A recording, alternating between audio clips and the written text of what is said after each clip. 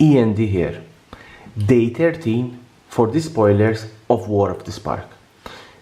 This morning I did a day 13 part 1 of spoilers. We had a couple of new spoilers that I had to do a video ASAP, and now I will conclude my day 13 spoilers for War of the Spark with the rest of the cards that have been spoiled today. A little bit of summary of what happened this morning. We had spoilers for God Eternal Bontu. We had God Eternal Ronas. And we also had the God Eternal Kefnet. For the time being, we have 3 Amonkhet gods spoiled: Kefnet, Bontu and Ronas. We had a red god, a boar red god that has replaced Hazaret. And still we are waiting for Oketra. Oketra will be the last god that is going to be spoiled, and it will be the white god. But today we didn't have any spoilers of Oketra, but we had some interesting spoilers, and let's see what was spoiled today. Toll of the Invasion. 2 and 1 black, it's a sorcery. Target opponent reveal their hand. You choose a non-land card from it. The player discards that card.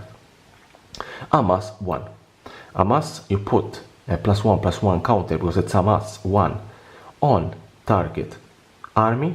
If you don't control an army, you create 1. This is the normal discard card for black with some extra Amas. Continuous Plan. For 1 and 1 blue, it's a sorcery. You proliferate. Proliferate is the other mechanic in War of the Spark. You choose any number of permanents or players. You can choose your own players, yourself and your own permanent, and you add 1 counter if they have already a counter on them. You also draw a card. Centaur Neutral. For 3 and 1 green, it's a 2/4 creature. When it enters the battlefield, you gain 3 life. Tap and you add 1 mana of any color. Quite interesting mana ramp, especially for commander. Bond of Flourishing. For 1 and 1 green, it's a sorcery. You look at the top 3 cards of your library. You may reveal a permanent card from among them, put into your hand, and put the rest in the bottom of your library in any order. You gain 3 life. This is a very interesting card for 1 and 1 green. It's a tutor. You look at the top 3 of your library and you choose a permanent. You can choose a land, you can choose a creature, you can choose an enchantment, you can choose anything that is a permanent. You cannot choose instants or sorceries. Jace Triumph. For 2 and 1 blue, you draw 2 cards. If you control Jace Planeswalker, draw 3 cards instead. Bond of Discipline. For 4 and 1 white, it's a sorcery. Tap all creatures your opponents control.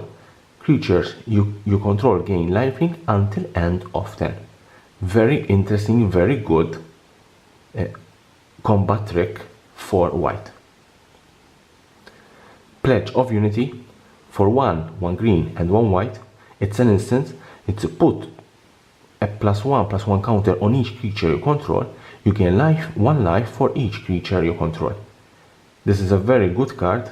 This is a spotlight card, and it depicts the unity of the Gatewatch with their allies to fight against Bolas. Fireman Vessel. For 4, it's an artifact. It enters the battlefield tapped, and you tap and you add 2 mana of different colors. This is a very strong mana ramp card.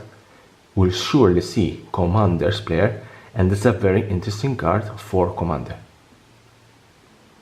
Nismizit Reborn. This card was already leaked. Now we have the proper card. It's a 5-color dragon, Nismizit. It's a legendary creature. It has flying. When it enters the battlefield, reveal the top 10 cards of your library. For each color pair, you choose a card that's exactly those colors from among them. Put the chosen cards from among them in your hand and the rest on the bottom of your library in any order. It is a 6/6 flyer. I must admit that for limited it's quite difficult to cast this particular creature, but as a commander I believe it will be a quite very strong card.